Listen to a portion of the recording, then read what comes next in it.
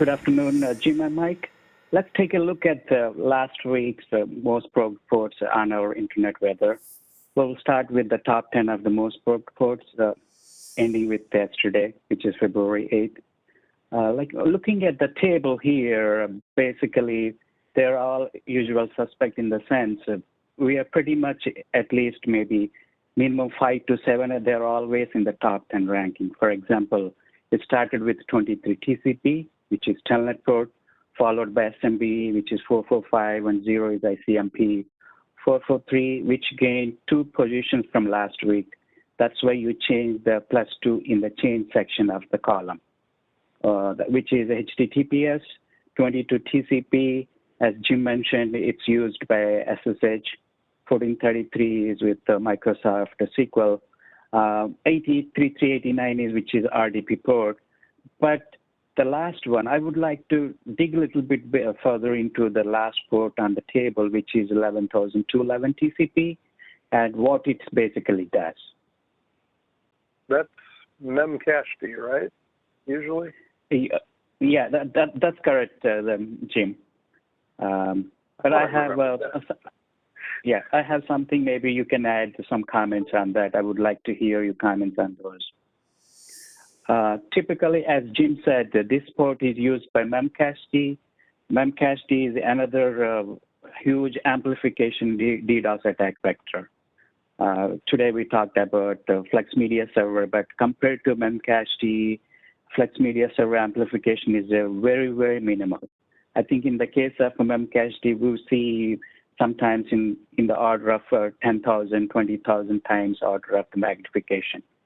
But that being said, the amplification port is the UDP counterpart of the 11,211, but typically, in order to exploit any Memcached server, so first thing what they do is they look for Memcached systems, which typically happens the scanning 11,211 TCP. I think in this scenario that is similar thing happening here. Here we are seeing the common backbone graphs from our common backbone, where by x-axis is basically the timeline. In this case, we are showing the last 30 days of activity, and on the y-axis we are seeing how much is the probing happening. Even though it seems like a pretty busy slides, I think there are some kind of diurnal pattern in the sense. I think every 4 or 5 days there's a huge spike, and again like a scale down activity, and again a huge spike is happening. I believe in this scenario, comparing with a couple of reports from that time and the next to the low period, seems to be some set of scanners are coming up. They're doing the scanning for that time, and they're going dormant again. So you're thinking that's like maybe like a Shodan scan or something like that that's kicking off approximately every 7 days, looking for vulnerable systems in this particular area? Yeah, based on some of the alerts I looked at, it's not specifically Shodan, but similar to internet scan. I would say internet scanners. So they coming. I think they have some sort of a set schedule. They come and they do. It's not only this port. It could be multiple levels of ports. 11 to 11. I think sometimes you see this. Yeah, that's what actually I think I observed here. But the interesting aspect is with the next graph. In this graph, what we are showing is the number of unique sources. How many scanner sources are seeing on this specific port happening, right? In the last 30 days, again, it seems to be normal except for 1 day. I think around 2/3 at February 4th or something last week, actually, there's a huge spike.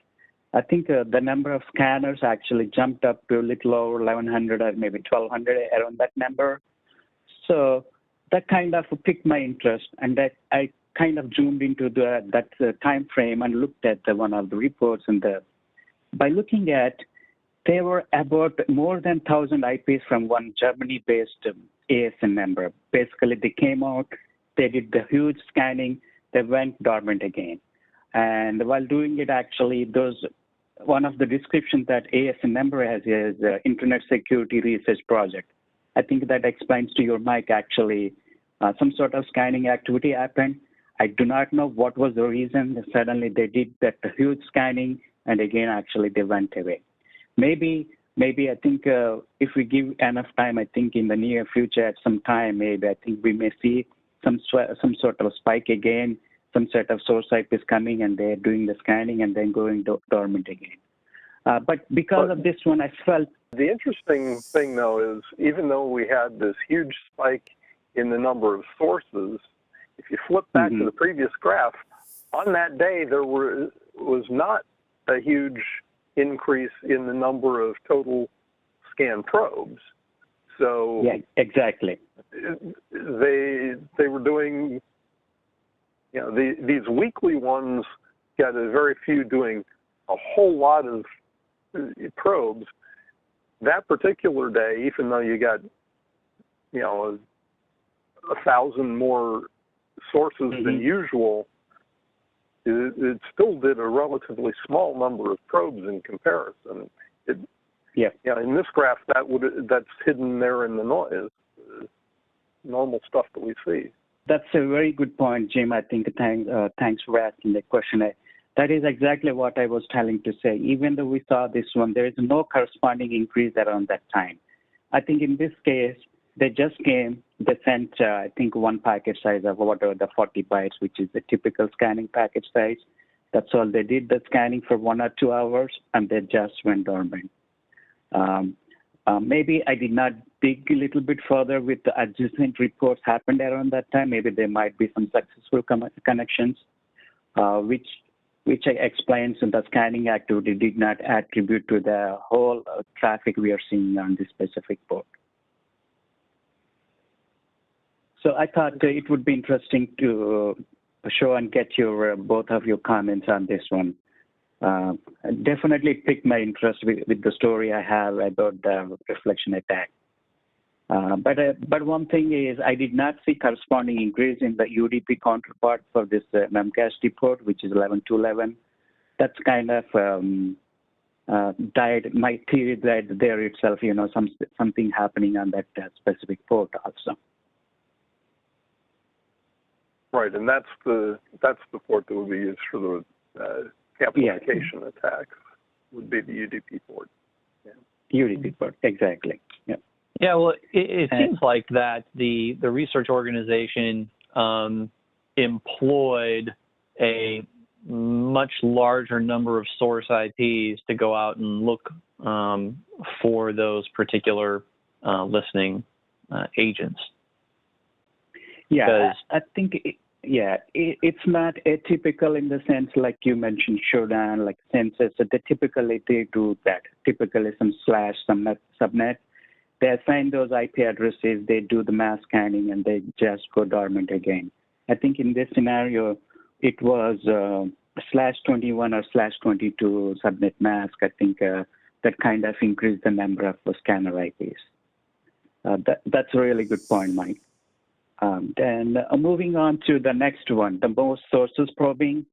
Again, I'm showing here the top 10. Again, and not much activity here in the sense the top ports.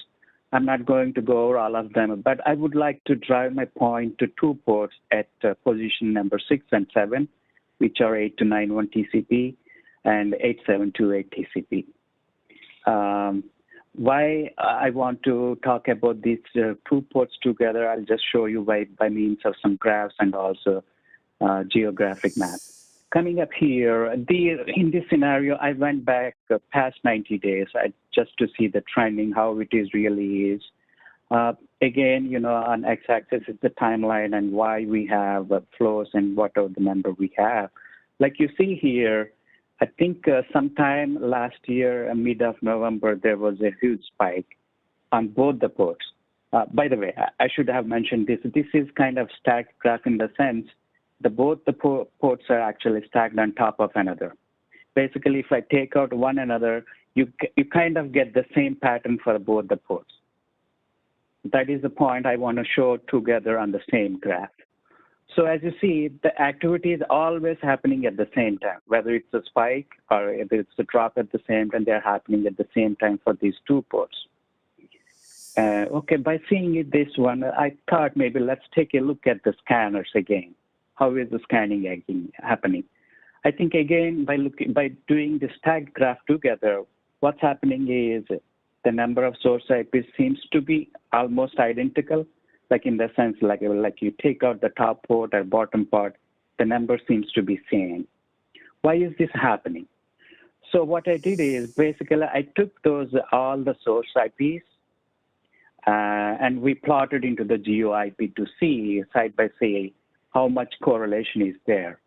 Like you can see, basically, with the sideways, basically each graph IP map represents one port. One is 8291, another is 8728.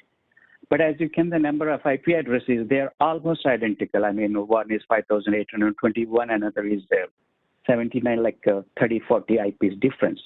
But you can see from the graph itself, you can pretty much swap one for the another, and it tells that it's a coordinated effort happening. Maybe same set of actor is in play. Maybe same set of botnet is doing the same performance activity at the same time. Okay, why is these two ports are going together? So by looking at it, I think we all know MikroTik, which has been like a big pain point for all the security breaches since the last few years, and they are heavily used on various IoT botnets, right? And these ports are used and associated with MikroTik devices. That is the reason they always come in play. The activity happens at the same time. I think one of them is a MikroTik admin port, another is basically a MikroTik port. I think because of the reason we always see this activity happening at the same time in a synchronized fashion. This is some data basically from our sinkhole data, what we are seeing. There is one snort probe exploitation for 2018-14-847, again, which is very old CVE, and still I think there are so many devices which are not patched for this specific vulnerability. That kind of confirms what activity we are seeing it. And I want to pause here to hear your comments and maybe any additional comments on the two ports. Well, going back to the graphs for a second, the back another graph there. I do think it is interesting that the baseline jumped up starting right around Christmas. You know, the baseline, and you know, that shows not just in the scan SIPs, but also in the total scan probes. Right around Christmas, all of a sudden, there's more consistent scanning for it. We had those couple of spikes earlier on, but now there's much more consistent scanning for it. And you'd think by now, with that, you know, the vulnerability being 2 years old, that they'd be being patched and you'd see that dropping off. Instead, we're seeing it increasing again. So I'm wondering if there's a vulnerability, a new vulnerability that we don't know about. Yeah, that's absolutely routers. Yeah, that's absolutely possible, Jim. I think last year on Internet Weather itself, I think one of the episodes we talked about at one time, the kind of daisy chain various MikroTik vulnerabilities, like leveraging one and using another CVE to exploit it. It's pretty much possible. And also, I do not know whether the scanning really stopped, but this is my theory.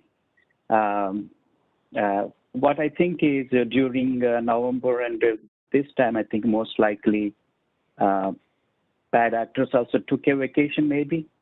Maybe that's why scanning stopped.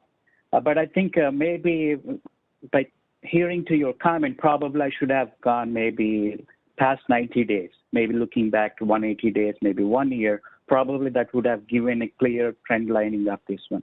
But in any case, it's pretty much possible there might be a new vulnerability which we do not know. Maybe they're looking for something to exploit, but definitely seems like related to botnet kind of scanning activity. Struck me that the baseline was, you know, maybe a couple hundred back prior to the middle of November, and now the baseline is, you know, 7,000, 10,000. Yeah. When you start talking about the holidays, a lot of people got new things around the holidays, right? So maybe some folks got new internet connections, new devices. Maybe they upgraded their service and got a new MikroTik device. So there might be some population of additional, exposable or exposed elements out there that could then be driving some renewed interest. Certainly additional vulnerabilities that, are in the 0-day ranks that we don't know about yet. Absolutely possible. What I think would be interesting is to be able to take a deeper look or a more granular look on an hour-by-hour basis, because those spikes there that we see on the graph seem very, very regular. And so it would be interesting to see what geography those predominantly overlay with from a normal business hours perspective, because hackers sleep too, right? So like where are those traffic patterns lining up to that might give us some, interesting insights, might not. Yeah, definitely, Mike. I think I'll definitely take a deeper look and let's see if we can come up with some interesting findings to present here again. But I'll take both of your comments and just take a deeper look again. But actually, I think pretty much most of the concentration, I would say, in Asia-Pac, that region, less in the North American region, which is good. And also, these MikroTik devices are most popular in Asia-Pac region. So it's not surprising to see more of the concentration in those regions.